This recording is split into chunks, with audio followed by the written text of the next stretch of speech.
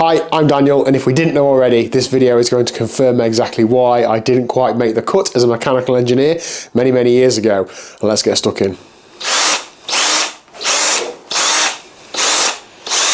This is my felt IA1. It's not quite the complete bike it was. It was my race bike for about 3 years or so, but the time has come to retire it. However, like any good bike parts scavenger, I'm taking some parts off of it to use on my new bike. And that is the cockpit. I want to use the majority of this on my new bike because it fits me well. I know the components work, and I think they're going to work pretty well on my new setup. However, I had some big problems with this cockpit, and me solving those problems has caused me another problem right now. So the problem I had was essentially things rattling loose. The British roads are bumpy, lots of bolts and things going off on the front of TT bikes, which means that there's a lot of things that can go wrong. I have the Planet X Salkoff base bar, I've got some Wattshop plate adapters, Wattshop angled armrests and clamp, Wattshop armrests, and there's bolts and things in between all of them, so there's lots of opportunities for things to rattle loose, and that is exactly what they did. So the beginning of this year, once I got the position absolutely dialed in, I knew it was what I wanted to do, I undid all the bolts, put loads of thread lock on them and did them back up, and gave that as a future me problem to undo them. Now I didn't put loads of thread lock on, I only put a bit on. I knew it'd be difficult to undo, but just a bit of an amalgamation of thread lock and sweat dropping on these has meant that, well, as you can see, they're pretty rusty. The ones that are a bigger problem are the ones holding the base bar onto the clamp. I've tried to do all sorts with it and not had any success, but essentially today's the day I'm going to try and fix it so I can remove the cockpit and sell the frame. If you want to buy this frame set, by the way, please do drop in my DMs. I will not be drilling any part of this frame set. It's a size large and it's blue. So in order to remove these bolts, I need a high torque drill. I don't know if this is high torque, but this is all I've got. I've already tried dremeling them off and that has not worked.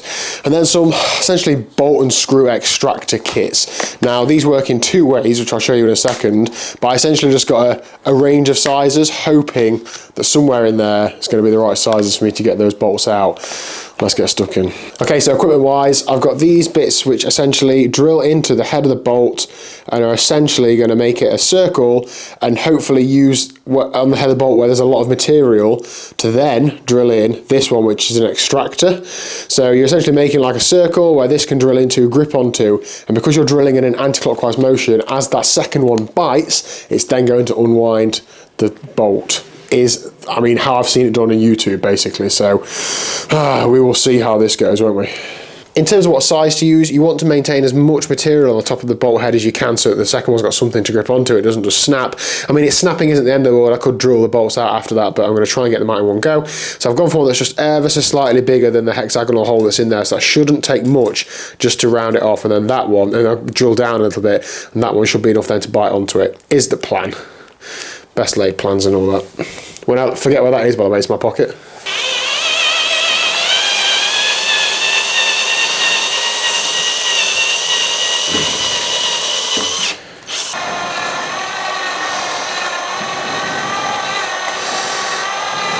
Check that out.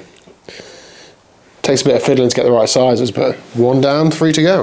This is why nothing I do goes to plan. That's the drilling out bit that's now snapped off in the head of the bolt. So I've got to drill out the drilling out bit.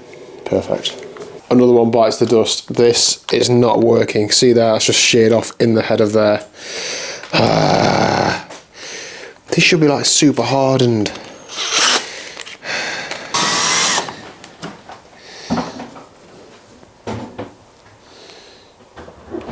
Alright, 2 down.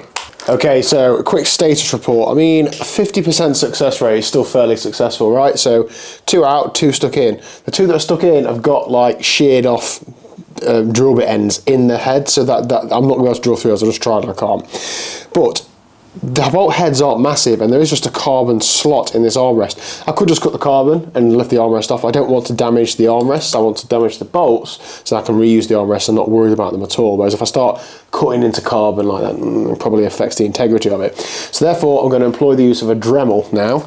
I do have another little Dremel set of cutting wheels. This isn't high torque. This is very low torque, but it's very high RPM. So with a slight bit of pressure, I can get a cutting disc on there. My plan is just to cut each side of the bolt head, so the armrest lifts off, and then I should be able to get some mole grips around the head of the bolt, and that should be able to undo them. I don't know if I mentioned this at the beginning or not, but I've already like rounded them all off with Allen keys, so that's not an option.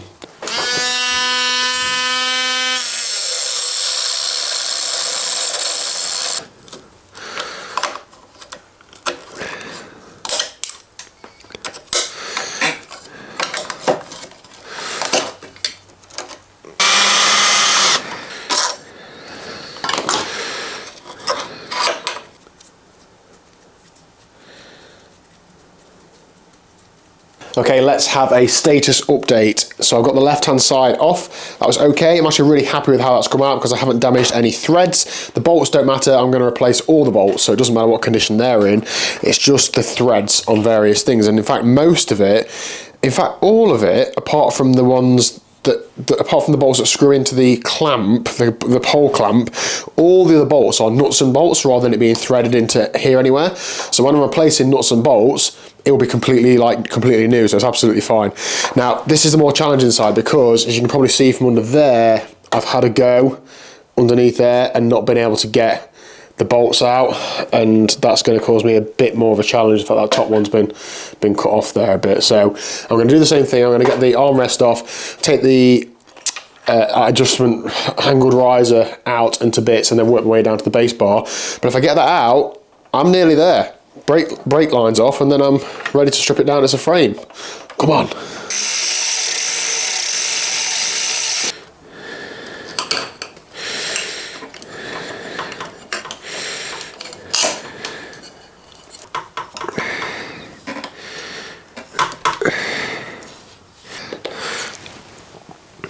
These little things, I'm pretty sure Wattshop charge either, I think it's either £4 or £8 per one. But I can't run them again. Done and dusted. Thank goodness for that. And that is actually, I'm pretty sure, the last time trial bike I'll be using with mechanical brakes or mechanical rim brakes. I'm hoping I can run hydraulic lines through this cockpit. I think I will be able to because they're the same size as brake cables. So yeah, see if that works on the new ride. There we go, cockpitless bike, and I just need to clean it up a bit, take the stickers off, and then I think that's about ready to go. Emotional. And I think it goes without saying, but for the avoidance of doubt, I don't think I'll be using thread lock or as much thread lock on any cockpits in the future. I think I'll be sticking to the manufacturer's recommendations of torque and hoping for the best. Let me know down below though, have you had any F-ups with bikes? You spent hours and hours, that's took me like 2 hours in total fiddling. I do semi-enjoy it sometimes I think, but I'm looking forward to not having to Dremel and drill bolts out, that's for sure.